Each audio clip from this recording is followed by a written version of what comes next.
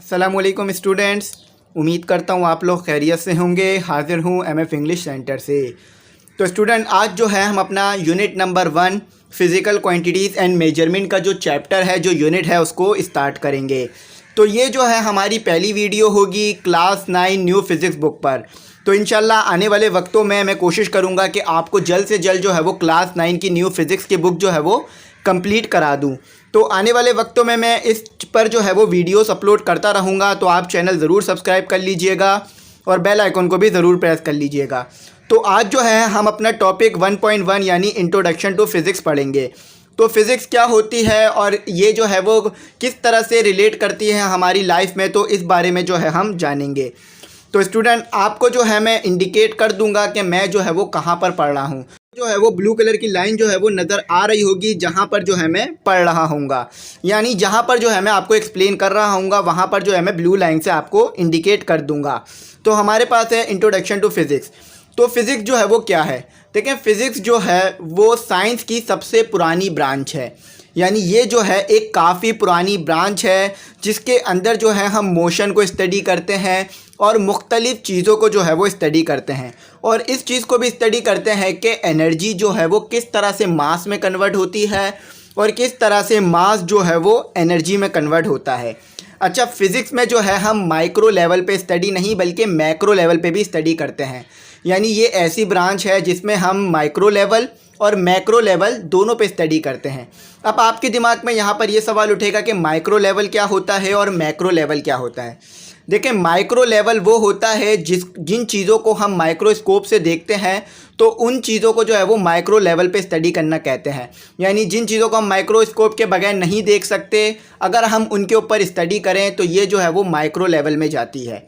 अच्छा, जिन चीज़ों को हम बगैर माइक्रोस्कोप के ज़रिए देख सकते हैं, यानी सिर्फ खाली अपनी आँख से देख सकते हैं, तो इसे जो है वो मैक्रो लेवल पे स्टडी कहा जाता है। तो हमारे पास जो मॉडर्न फिज़िक्स है उसमें जो है वो माइक्रो लेवल पे स्टडी की जाती है, और जो हमारे पास क्लासिकल फ़िज़िक्स है, यानी जो हमारे पास 90s से पहले की फ़िज़िक्स है, उसमें जो है वो मैक्रो लेवल पे स्टडी की जाती थी। तो फ़िज़िक्स जो है वो बहुत ही पुरानी ब्रांच है और इसमें जो है वो मुख्तलिफ़ चीज़ों को स्टडी किया जाता है और मैथमेटिकल फॉर्म में जो है वो रिप्रेजेंट किया जाता है। तो एक चीज़ को ज़रूर याद रखिएगा कि फ़िज़िक्स जो है वो बहुत ही पुरानी ब्रांच है साइंस की, और इसे जो है वो मदर ब्रांच भी कहा जाता है साइंस की, यानी ये इतनी ज़्यादा पुरानी ब्रांच है कि इसे जो है वो साइंस की जो है वो मदर कहा जाता है, यानी माँ कहा जाता है। तो देखें, यहाँ पर हमारे पास जो नीले में जो डेफिनेशन दी हुई है, यानी ब्लू स्पॉट में जो डेफिनेशन दी हुई है, वो दी हुई है कि physics is the branch of science which observe the nature, represent it mathematically and conclude with the experiment. तो यहाँ पर सीधी सी बात की जा रही है कि फ़िज़िक्स जो है वो हमारे पास साइंस की ब्रांच है और इसमें जो है हम नेचर में जो चीज़ें मौजूद हैं, जो मोशन हो रहे हैं या जो एनर्जी मास में कन्वर्ट हो रही है, मास जो है वो एनर्जी में कन्वर्ट हो रहा है, तो इसको देखते हैं और उसको जो है वो स्टडी करते हैं और फिर मैथमेटिकल फॉर्म में जो है वो रिप्रेजेंट करते हैं। जैसे कि आइंस्टाइन का फार्मूला है E=mc²। तो ये जो है वो एक बहुत ही ज़बरदस्त फार्मूला है जिससे जो है हम स्टडी कर सकते हैं कि कितना मास जो है वो एनर्जी में कन्वर्ट हुआ है और कितनी एनर्जी जो है वो मास में कन्वर्ट हो रही है। तो सिंपल डेफिनेशन है कि इसमें जो है हम नेचर में जो चीज़ें मौजूद हैं उसको देखते हैं और फिर उसको जो है वो मैथमेटिकल फॉर्म में जो है वो रिप्रेजेंट करते हैं, यानी जैसे फोर्स का फार्मूला हो गया F=ma। तो इसी तरह से जो है वो मुख्तलिफ़ चीज़ें इसमें जो है हम रिप्रेजेंट करते हैं। अच्छा, यहाँ पर एक बात आप याद रखिएगा कि फ़िज़िक्स में जो है हमारे पास मुख्तलिफ़ ब्रांचेस होती हैं, तो जिसको जो है हम नीचे स्टडी करेंगे। तो अब जो है वो यहाँ पर बात कर लेते हैं कि फ़िज़िक्स जो है वो किस तरह से जो है वो डील करती है चीज़ों के साथ। तो स्टूडेंट, यहाँ पर जो है आपको कहा जा रहा है कि फ़िज़िक्स में आपके पास, यानी जो फ़िज़िक्स है इसमें जो है हम मैटर के बारे में भी स्टडी करते हैं, यानी मैटर के ऊपर जो है और एनर्जी के ऊपर जो है वो स्टडी करते हैं। और स्टूडेंट, फ़िज़िक्स में ही हम ये भी देखते हैं कि एटम का जो स्ट्रक्चर है वो किस तरह का है, यानी आपको पता है कि एटम के अंदर जो है वो इलेक्ट्रॉन्स होते हैं और न्यूक्लियस होता है और उसके अंदर न्यूट्रॉन प्रोटॉन होते हैं। तो किस तरह से जो है वो एटम का स्ट्रक्चर होता है, तो ये भी जो है हम फिज़िक्स में ही देखते हैं। और जो मोशन हो रहा होती है और जो मोशन हो रही होती है इलेक्ट्रॉन की, उसको भी जो है हम फिज़िक्स में ही स्टडी करते हैं। तो फ़िज़िक्स की जो खूबसूरती है, यानी फ़िज़िक्स जो है वो चंद लॉज पे डिपेंड करती है, यानी फ़िज़िक्स के अंदर मुख्तलिफ लॉस मौजूद हैं, जैसे कि न्यूटन के लॉ हो गए, Newton first law of motion, Newton second law of motion और Newton third law of motion. और इसी तरह से मैक्स के जो लॉ हैं, यानी जो हमारे पास प्लंक्स का जो हमारे पास फार्मूला है वो, और मुख्तलिफ जो लॉस मौजूद हैं, ये जो है वो फ़िज़िक्स की खूबसूरती में और इजाफ़ा कर देते हैं। और ये जो है वो फ़िज़िक्स के लिए बुनियादी चीज़ें हैं, यानी फ़िज़िक्स में जो है वो बुनियादी चीज़ें हैं। अच्छा, फ़िज़िक्स में हमारे पास जो है वो मुख्तलिफ़ चीज़ें होती हैं, यानी फ़िज़िक्स के अंदर जो है हमारे पास कैटेगरीज़ भी होती है साइंटिस्ट की। फ्रेंड, अब आगे जो है आपको साइंटिस्ट के बारे में बताया जा रहा है, यानी वो साइंटिस्ट जो कि फ़िज़िक्स के बारे में स्टडी करते हैं और फ़िज़िक्स से जो चीज़ें रिलेट करती हैं उसको स्टडी करते हैं, तो उनको भी जो है वो दो कैटेगरी में बांटा गया है। यानी फ़िज़िक्स के बारे में जो स्टडी करते हैं उन्हें तो हम बोल देते हैं कि भाई ये फ़िज़िशियस है, यानी फ़िज़िशियस यानी ये फ़िज़िक्स के ऊपर पढ़ते हैं और फ़िज़िक्स के बारे में जो है वो स्टडी करके हमें बताते हैं। तो इनकी भी जो है वो दो कैटेगरी होती है। एक कैटेगरी वो होती है जो कि सिर्फ़ हमारे को थ्योरीज़ देते हैं, यानी हमें जो है वो किसी चीज़ के बारे में बता देते हैं और मुख्तलिफ़ चीज़ों को ऑब्ज़र्व करते हैं, तो उन्हें जो है वो कहा जाता है थ्योरेटिकल फिजिशिस्ट। यानी वो जो है हमारे को किसी चीज़ को ऑब्ज़र्व करेंगे, जैसे कि एक मोशन कर रही है बॉल, तो उस बॉल के मोशन को ऑब्ज़र्व किया और हमें जो है वो मुख्तलिफ़ चीज़ें, मुख्तलिफ़ प्रॉपर्टीज़, मुख्तलिफ़ खुसूसियात जो है उस बॉल की बता दी। तो इस तरह के जो साइंटिस्ट होते हैं इन्हें कहा जाता है थ्योरेटिकल फिजिशिस्ट। तो इन्हें क्या कहा जाता है? थ्योरेटिकल फिजिशिस्ट। अच्छा, अब वो साइंटिस्ट जो कि इस पे एक्सपेरिमेंट करते हैं, यानी जो थ्योरी आई है हमारे पास कि बॉल किस तरह मोशन करती है और बॉल क्या होती है, तो ये जो है हमें किसने दिया? थ्योरेटिकल फिजिशिस्ट ने दिया। अब ये जो थ्योरी है इस पे जो स्टडी करेगा उसे जो है एक्सपेरिमेंटल फिजिशिस्ट कहा जाएगा। यानी अब वो बॉल के ऊपर मुख्तलिफ एक्सपेरिमेंट करेगा, मुख्तलिफ बॉल को जो है वो मोशन करा के देखेगा। अगर एक ही चीज़ बार बार रिपीट हो रही है तो फिर वो किसी कंक्लूजन यानी कोई नतीजा हमें देगा। तो इस तरह के साइंटिस्ट को कहा जाता है एक्सपेरिमेंटल फिजिशिस्ट, यानी जो कि एक्सपेरिमेंट करे और एक्सपेरिमेंट करके मैथमेटिकल फॉर्म दे, यानी फार्मूले बनाकर दे हमें, तो इसे जो है वो एक्सपेरिमेंटल फिजिशिस्ट कहा जाता है। तो आपने ये बात याद रखनी है कि फ़िज़िक्स में जो है हमारे पास टोटल दो तरह के साइंटिस्ट होते हैं। एक होते हैं थ्योरेटिकल फिजिशिस्ट, यानी जो कि सिर्फ थ्योरी देते हैं और जो है वो चीज़ों को ऑब्जर्व करके थ्योरी दे देते हैं, और दूसरे होते हैं एक्सपेरिमेंटल फिजिशियस, यानी जो कि एक्सपेरिमेंट करके हमें मुख्तलिफ रिज़ल्ट देते हैं। ठीक है, तो अब आ जाते हैं हमारे पास ब्रांचेस पर। अब फ़िज़िक्स में जो है वो मुख्तलिफ ब्रांचेस हैं। अब फ़िज़िक्स जो है वो खुद साइंस की ब्रांच है, लेकिन फ़िज़िक्स के अंदर भी मुख्तलिफ ब्रांचेस होती हैं, यानी मुख्तलिफ चीज़ों को मुख्तलिफ जगह पर स्टडी करना, ये जो है वो हमारे पास ब्रांचेस में से तकसीम कर दिया जाता है। तो अब किस किस तरह की ब्रांचेस होती हैं और कौन सी ब्रांचेस में किस चीज़ को स्टडी किया जाता है, तो ये चीज़ जो है मैं आपको डिटेल में समझाऊंगा। तो यहाँ पर हमारे पास जो ब्रांच है वो है मैकेनिक्स की, यानी यहाँ पर आपको फिगर 1.1 देखें तो मैकेनिक्स में आपको नज़र आ रहा होगा कि इसमें हम मोशन को स्टडी करते हैं। अब एक रोलर कोस्टर है, जब वो मूव करेगा तो मोशन करेगा, तो उसकी मोशन को हम स्टडी करते हैं, और उसके ऊपर जो ग्रेविटी लग रही होती है उसको भी हम स्टडी करते हैं। तो मैकेनिक्स जो है हमारे पास ऐसी ब्रांच है जिसमें जो है हम मोशन को स्टडी करते हैं और ग्रेविटेशन को, यानी जो ग्रेविटी अपनी तरफ चीज़ों को खींच रही है इसको जो है हम इस ब्रांच के अंदर स्टडी करते हैं। तो बहुत सिंपल इसकी डेफिनेशन है, आपने दो चीज़ें याद रखनी है कि ये एक ऐसी ब्रांच है फ़िज़िक्स की जिसमें जो है हम स्टडी को जो है वो जिसमें जो है हम मोशन को स्टडी करते हैं और जो ग्रेविटी अपनी तरफ चीज़ों को खींच रही होती है इसको स्टडी करते हैं। अब आपको यहाँ पर फिगर 1.1 में जो है वो रोलर कोस्टर की एग्जाम्पल दी हुई है जो कि आपको नज़र आ रही होगी। अच्छा, अब आ जाते हैं हमारे पास थर्मोडायनेमिक्स। तो थर्मोडायनेमिक्स भी जो है एक फ़िज़िक्स की काफ़ी बड़ी ब्रांच है और काफ़ी जो है इसमें स्टडी जो है वो कराई जाती है अपर लेवल पर। तो थर्मोडायनेमिक्स में क्या होता है? देखिए, थर्मोडायनेमिक्स में हम ये पढ़ते हैं कि किस तरह से जो है वो हीट एनर्जी जो है वो मैकेनिकल एनर्जी में कन्वर्ट होती है और किस तरह से जो है वो मैकेनिकल वर्क जो है वो हीट एनर्जी की वजह से होता है। अब आपको यहाँ पर मैं एग्जाम्पल देता हूँ, बात बहुत अच्छी तरह समझ में आएगी। अब आपके पास एक इंजन है जो गाड़ी में लगा हुआ है, तो गाड़ी में जब आप फ्यूल डालते हैं वो फ्यूल जलता है, तो जलने से क्या पैदा होती है? Heat energy.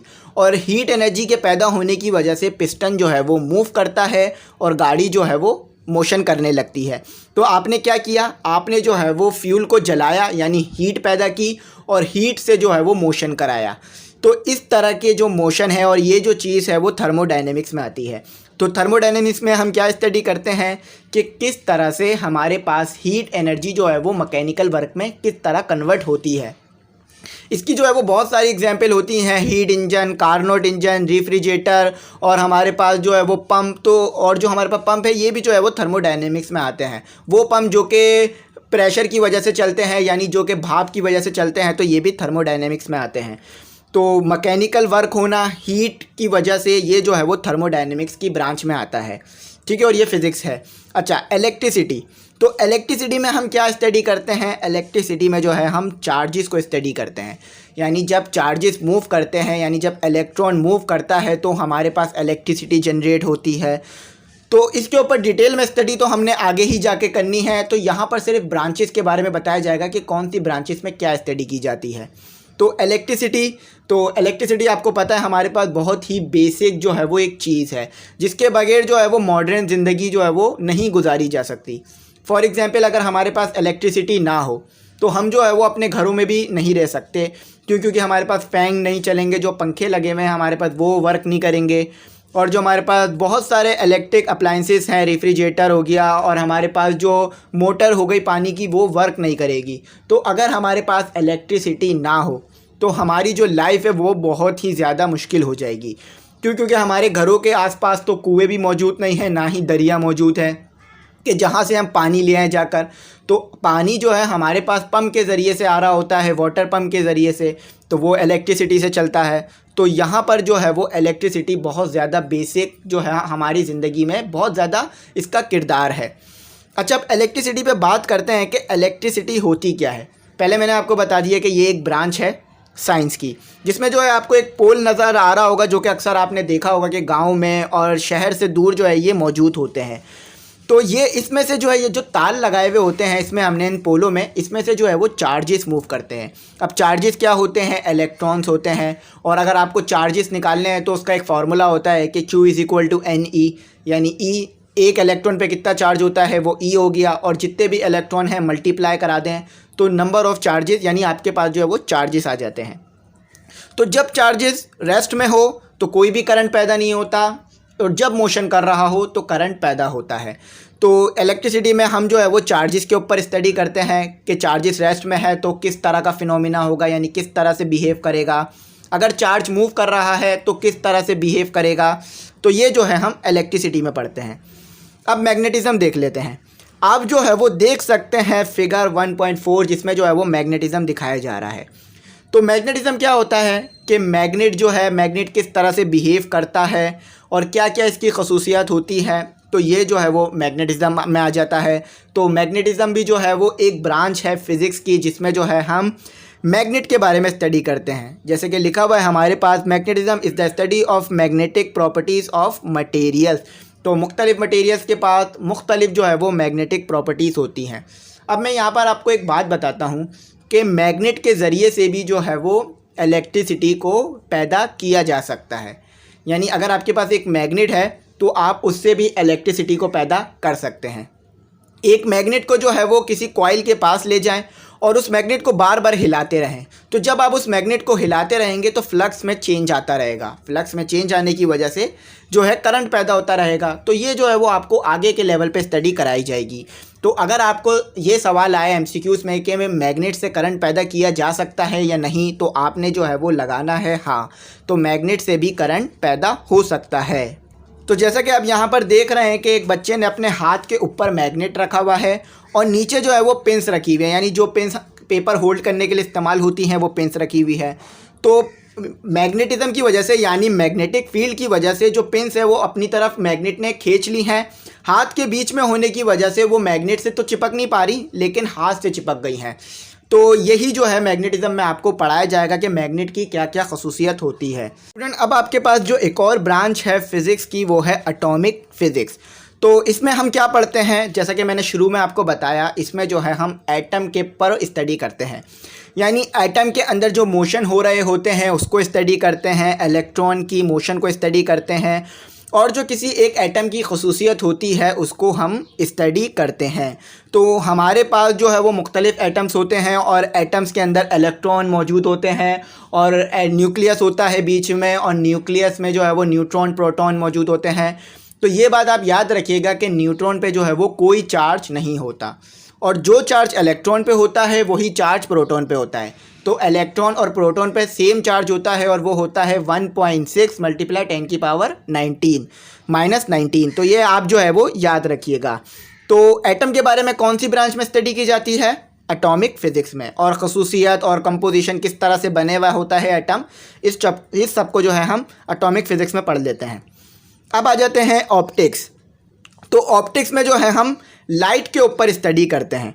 यानी आपने लाइट देखी है, लाइट जो है हमारे पास वेव भी है और एक जो है वो पार्टिकल भी है। यानी इसमें जो है वो डुअल नेचर होता है लाइट के पास। ये चीज़ आप याद रखिएगा कि ये सवाल आ सकता है कि लाइट के पास डुअल नेचर होती है या नहीं, या लाइट के पास वेव नेचर होती है या पार्टिकल नेचर। तो लाइट के पास जो है वो डुअल नेचर होती है, वेव नेचर भी होती है, पार्टिकल नेचर भी होती है। वेव नेचर की वजह से जो है ये रिफ्लेक्शन और इंटरफेरेंस करती है, और पार्टिकल नेचर की वजह से ये जो है वो पेयर प्रोडक्शन और जो है फोटो इलेक्ट्रिक इफेक्ट जो है वो करती है। तो हमारे पास लाइट के पास जो है वो दो जो है वो नेचर होती है। तो लाइट के ऊपर स्टडी करना, लाइट की प्रॉपर्टीज़, और जो इंस्ट्रूमेंट जो है वो ऑप्टिकल इंस्ट्रूमेंट जो लाइट से बनने वाले, जो लाइट के लिए इंस्ट्रूमेंट बनते हैं उनको स्टडी करना, ये जो है वो ऑप्टिक्स में आता है। अच्छा, ऑप्टिकल इंस्ट्रूमेंट किस तरह के होते हैं? ऑप्टिकल इंस्ट्रूमेंट यानी जो हमारे पास नज़री इंस्ट्रूमेंट, यानी जिन इंस्ट्रूमेंट को हम लाइट को देखने के लिए या मुख्तलिफ़ चीज़ों के लिए इस्तेमाल करते हैं उन्हें जो है वो ऑप्टिकल इंस्ट्रूमेंट कहा जाता है, और गिलास भी जिसमें आ जाता है। अच्छा, अब हमारे पास है साउंड। तो साउंड आपको पता है, साउंड जो है ये भी एक ब्रांच है फिज़िक्स की। अब इसमें हम क्या स्टडी करते हैं? इसमें जो है हम साउंड जो है हमारे पास उसको स्टडी कर लेते हैं। अब साउंड भी जो है वो वेव्स होती हैं, यानी साउंड जो है वो वेव्स होता है, एक वेव से जो ट्रैवल कर रहा होता है। तो साउंड की प्रॉपर्टीज़, खसूसियात, क्या क्या इसकी एप्लीकेशन, क्या क्या इस्तेमाल होता है साउंड का, ये हम पढ़ते हैं। और इसकी वेव जो होती है वो लॉन्गिट्यूडनल वेव होती है। यानी जो साउंड वेव होती है वो हमारे पास लॉन्गिट्यूडनल वेव होती है, ये बात आप याद रखिएगा। और साउंड किस तरह से पैदा होता है, इसकी प्रोडक्शन को भी जो है हम इसी साउंड की ब्रांच में स्टडी करते हैं, जो कि फ़िज़िक्स की एक ब्रांच है। Nuclear physics. तो अक्सर आपने जो है वो सुना होगा न्यूक्लियर बॉम्ब।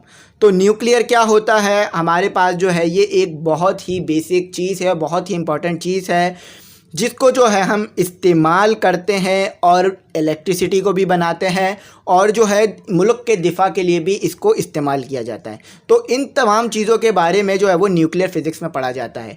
यानी एटम का जो न्यूक्लियाई होता है उसके ऊपर स्टडी करना, ये जो है हम न्यूक्लियर स्टडी में करते हैं, न्यूक्लियर फिज़िक्स में इसकी स्टडी करते हैं। तो न्यूक्लियर, आपको पता है न्यूक्लियस कहाँ पर होता है? एटम के बीच में जो है ये मौजूद होता है।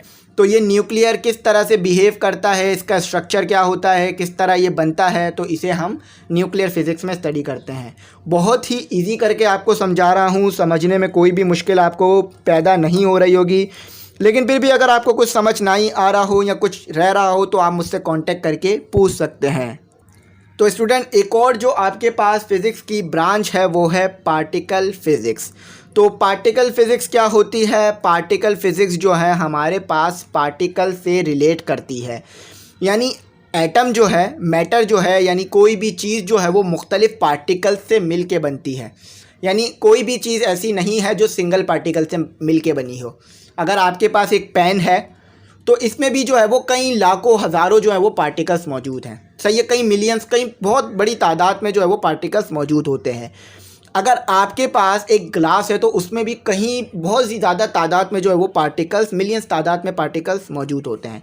तो उन पार्टिकल्स के बारे में स्टडी करना, और एक पार्टिकल दूसरे पार्टिकल से किस तरह से जो है वो ताल्लुक़ रखता है और किस तरह से जो है उनका आपस में रिएक्शन, किस तरह से वो एक दूसरे से रिलेट करते हैं, तो इन चीज़ों को हम कहाँ पढ़ते हैं? पार्टिकल फ़िज़िक्स में पढ़ते हैं। अच्छा, एस्ट्रोफिज़िक्स। तो एस्ट्रोफिज़िक्स जो है ये भी हमारे पास जो है एक ब्रांच है साइंस की। तो तो स्टूडेंट एस्ट्रो से जैसा कि आपको समझ में आ रहा होगा कि ये जो है वो स्पेस से रिलेट करता है। यानी हम जो है वो जो फिज़िक्स के हमारे पास लॉ हैं जैसे कि न्यूटन्स के लॉ हो गए और न्यूटन लॉ ऑफ ग्रेविटेशन, तो इनकी मदद से जो हम स्पेस में मौजूद चीज़ों को स्टडी करते हैं तो इसे जो है ये सब चीज़ें जो हैं वो एस्ट्रोफिज़िक्स में आती हैं। यानी आपको पता है कि इंसान जो है वो अल्लाह ताला ने उसको इतनी सलाहियत दी है कि वो स्पेस में जो चीज़ें मौजूद हैं यानी जहाँ पर वो आज तक नहीं जा सका वो उनके बारे में भी स्टडी कर रहा है। तो ये सब किस में करते हैं, हम एस्ट्रोफिज़िक्स में करते हैं। बहुत सीधा करके बहुत सिंपल करके जो है मैं आपको समझा रहा हूँ ताकि आपको समझने में जो है वो मुश्किल ना हो। अच्छा, प्लाज्मा फ़िज़िक्स। तो प्लाज्मा फ़िज़िक्स में हम क्या करते हैं कि हमारे पास जो है वो कोई मैटर होता है, अगर उस मैटर में से इलेक्ट्रॉन्स जो हैं वो निकल जाएं, यानी हमारे पास इलेक्ट्रॉन आपको पता है कि एटम में मौजूद होते हैं और एटम से जो है वो इलेक्ट्रॉन निकल जाते हैं। तो जब इलेक्ट्रॉन से एटम निकल जाए तो कोई भी एटम जो है वो आयोनाइज्ड हो जाता है और उसके अंदर होल पैदा हो जाता है और उसके अंदर जो है वो अट्रैक्शन की फ़ोर्स पैदा हो जाती है और वो दूसरे इलेक्ट्रॉन को अपनी तरफ खींचता है। तो इस बारे में जो स्टडी करते हैं वो हम प्लाज्मा फ़िज़िक्स में करते हैं। और इसमें जैसा कि आप लिखा हुआ है कि the study of ionized states of matter and its properties is known as plasma physics. तो एटम का निकलना इलेक्ट्रॉन से और किस तरह उस पर फिर मैटर पे असर पड़ता है, तो इस बारे में जो है हम प्लाज्मा फ़िज़िक्स में स्टडी करते हैं। अब जो है हमारे पास आखिरी ब्रांच है फ़िज़िक्स की, यानी ऐसा नहीं है कि ये वाकई आखिरी ब्रांच है, सिर्फ यहाँ पर आपको बुक में ये यहाँ तक दी हुई हैं ब्रांचेस। तो इसमें फ़िज़िक्स में और भी ब्रांचेस हैं, तो ये नहीं है कि यहाँ पर फ़िज़िक्स की ब्रांचेस ख़त्म हो गई, आगे भी जो है वो फ़िज़िक्स में और ब्रांचेस होती हैं, लेकिन आपको सिर्फ यहीं तक पढ़ाया जा रहा है। तो अब जो है आपके पास है जियो फिज़िक्स, बहुत ही आसान ब्रांच है फ़िज़िक्स की। इसमें जो है हम अर्थ के ऊपर स्टडी करते हैं। अब अर्थ के अंदर यानी इंटरनल जो चीज़ें मौजूद है ना, अर्थ के सारी चीज़ें जो है वो अर्थ के अंदर भी मौजूद है जिसके ऊपर स्टडी की जाती है। तो इस ब्रांच में हम क्या करते हैं, सिंपल डेफिनेशन है कि अर्थ की इंटरनल स्ट्रक्चर यानी जो अर्थ में जो इंटरनल चीज़ें मौजूद है, अंदर जो चीज़ें मौजूद है उसके ऊपर स्टडी करते हैं। अच्छा, एक बात आपने याद रखनी है कि फ़िज़िक्स में हम लिविंग थिंग पर स्टडी नहीं करते, नॉन लिविंग थिंग्स पर स्टडी करते हैं। जैसे कोई मोशन हो रहा है तो लिविंग थिंग तो नहीं है, एक नॉन लिविंग थिंग है, फिज़िकल चीज़ है लेकिन नॉन लिविंग थिंग है। एनर्जी एक लिविंग थिंग तो नहीं होती, नॉन लिविंग थिंग होती है। और मोशन और मुख्तलिफ़ चीज़ें जो ग्रेविटी ये भी एक नॉन लिविंग थिंग है। तो फिज़िक्स में हम नॉन लिविंग थिंग पे स्टडी करते हैं। अगर आपको ये एमसीक्यूज़ आ जाए कि फ़िज़िक्स में लिविंग थिंग पे स्टडी की जाती है या नॉन लिविंग थिंग पे, तो आपने लगाना है कि फ़िज़िक्स में नॉन लिविंग थिंग्स पे स्टडी की जाती है। अच्छा, तो यहाँ पर आपको मुख्तलिफ़ फ़िगर दिए हुए हैं जिसमें जो है वो आपको ब्रांचेज जो पढ़ाई पीछे मैंने उसी को नीचे शो किया जा रहा है। अब जो है हमारा आखिरी टॉपिक है importance of physics in science, technology and society. तो देखें, इसमें जो है वो बिल्कुल सिंपल बात बताई जा रही है कि ये जो फिज़िक्स है हमारे पास ये बहुत ही ज़्यादा इम्पॉर्टेंट है हमारी सोशल लाइफ में और हमारी टेक्नोलॉजिकल लाइफ में। यानी जो इंडस्ट्रीज़ चल रही हैं उसमें बहुत ही ज़्यादा जो है वो फ़िज़िक्स का जो है वो दखल अंदाज है। अगर फ़िज़िक्स के लॉस को हटा दिया जाए और फ़िज़िक्स में जो डिस्कवरीज़ हैं वो हटा दिया जाए तो इंडस्ट्रीज़ जो हैं वो नहीं चल सकेंगी। अब फॉर एग्ज़ाम्पल के तौर पे आपके पास मोबाइल है, अब मैं जो है वो हमारे पास जो इलेक्ट्रिसिटी का जो फ़िज़िक्स में कॉन्सेप्ट है इसको हटा दूँ, यानी अगर हम 1 मिनट को ले लें कि हमारे पास इलेक्ट्रिसिटी का कोई भी कॉन्सेप्ट ना हो जैसे कि फ़िज़िक्स हमें देती है, तो मोबाइल जो है वो वर्क ही नहीं करेगा, क्योंकि हमारे पास ना इलेक्ट्रिसिटी होगी, ना ही मोबाइल चार्ज होगा, ना ही वर्क करेगा। अब अगर इलेक्ट्रिसिटी ही ख़त्म हो गई दुनिया से, इसका कॉन्सेप्ट ही ख़त्म हो गया दुनिया से, तो कोई भी फिर मशीन वर्क नहीं करेगी, ना ही जो ये बड़ी बड़ी मशीनें लगाई हुई हैं, बड़े बड़े पंप्स और ये बड़े बड़े इंजन जो लगे हुए हैं जो कि इलेक्ट्रिसिटी से चलते हैं, जनरेटर, तो ये भी जो है वो काम नहीं करेंगे। तो हमारे पास जो जनरेटर से इलेक्ट्रिसिटी पैदा होती है या किसी भी चीज़ से इलेक्ट्रिसिटी पैदा होती है, अगर ये जो इलेक्ट्रिसिटी का कॉन्सेप्ट है, ये चार्जेस का कॉन्सेप्ट है, ये हमारे पास नहीं होता तो हमारी जो लाइफ है वो बहुत ही ज़्यादा मुश्किल हो जाती और हम जो है ये जो चीज़ें इस्तेमाल कर रहे हैं, मोबाइल, लैपटॉप, टेलीविज़न, टीवी, तो ये इस्तेमाल नहीं कर पाते। तो ये जो फ़िज़िक्स है इसने हमें बहुत सारी टेक्नोलॉजीज़ दी हैं और ग्रेविटी की मदद से भी हमें बहुत सारी चीज़ों को समझने में जो है वो मदद मिली है। तो ये जो है हमारी ज़िंदगी से बहुत ज़्यादा रिलेट करती है फ़िज़िक्स। तो फ़िज़िक्स के जो लॉस हैं वो हमारी ज़िंदगी से बहुत ज़्यादा जो है वो रिलेट करते हैं। अब फ़िज़िक्स में फॉर एग्जांपल के तौर पे बताता हूँ कि एक लॉ हमारे पास जो है फ्रिक्शन का जो है कॉन्सेप्ट मौजूद है। अगर फ्रिक्शन का जो है वो कॉन्सेप्ट ख़त्म हो जाए, यानी फ्रिक्शन का कॉन्सेप्ट हमें नहीं पता होता, तो जब गाड़ियाँ रोडों पे चलती तो वहाँ पर आग लग जाती। अब आग कैसे लगती, क्योंकि हम टायरों का इस्तेमाल नहीं करते, हम जो है वो डायरेक्ट मेटल का इस्तेमाल करते। मेटल है तो पंचर भी नहीं होगा, पंचर लगवाने का ख़र्चा भी बच जाएगा। लेकिन जब मेटल रोड पे घिसता, रोल नहीं होता, मतलब गोल नहीं होता, एक चकोर होता, और मेटल रोड पे घिसता तो आग लग जाती, वो बहुत ज़्यादा गर्म हो जाता। तो फ्रिक्शन के कॉन्सेप्ट से हमें समझने के फ्रिक्शन के कॉन्सेप्ट के होने से हमें ये समझने में मदद मिली कि अगर कोई चीज़ रोल करेगी यानी घूमेगी तो कम फ्रिक्शन होगी स्लाइड के मुकाबले में, और जितना कम कांटेक्ट में रहेगी ज़मीन से उतनी ही कम जो है वो फ्रिक्शन होगी। तो जब भी दो चीज़ एक दूसरे के कांटेक्ट में आती हैं तो फ्रिक्शन होती है। तो यहीं पर जो है हमें ये कॉन्सेप्ट दिया जा रहा था। स्टूडेंट्स, उम्मीद करता हूँ यहाँ तक जो है वो आपको अच्छी तरह से फ़िज़िक्स के बारे में समझ में आ गया होगा। तो मैंने कोशिश की यहाँ तक कि आपको अच्छी तरह से एक्सप्लेनेशन दूँ, अच्छी तरह से चीज़ें समझाऊँ। तो इंग्लिश में जो है वो मैंने नहीं पढ़ा, लेकिन मैंने इंग्लिश को ही पूरी तरह एक्सप्लेन किया। जो इंग्लिश में बातें बताई जा रही थी उसी को जो है वो पूरी तरह एक्सप्लेन करने की कोशिश की। तो आप जो है मुझे ज़रूर फीडबैक दीजिएगा कि किस तरह से आपको लेक्चर समझ में आया और आपको फ़ायदा हुआ या नहीं हुआ लेक्चर से। और जो बेहतरी होगी वो भी आप मुझे बताइएगा, ताकि कोई बेहतरी की चीज़ हो तो मैं जो है वो बेहतरी करके अच्छी तरह से और अच्छी तरह आपको लेक्चर प्रोवाइड कर सकूँ। तो उम्मीद करता हूँ यहाँ तक आपको मेरी बात समझ में आ गई होगी। इंग्लिश के नोट्स जो है मैंने बना लिए हैं, पूरी बुक के नोट्स हैं, यानी क्लास 9 न्यू इंग्लिश बुक के पूरे नोट्स मैंने प्रिपेयर कर लिए हैं। तमाम यूनिट तमाम एक्सरसाइज के हैं, उसी से पेपर आएगा, तो बहुत आसानी हो जाएगी आपको तैयारी के लिए। तो अगर आपको चाहिए हो तो व्हाट्सएप नंबर दिया है, कॉन्टैक्ट करिएगा, इंशाल्लाह प्रोवाइड कर दूँगा। उम्मीद करता हूँ आपको लेक्चर समझ में आया होगा। सब्सक्राइब ज़रूर कर लीजिएगा, बेल आइकॉन ज़रूर प्रेस कीजिएगा। Thanks for watching. अल्लाह हाफिज़।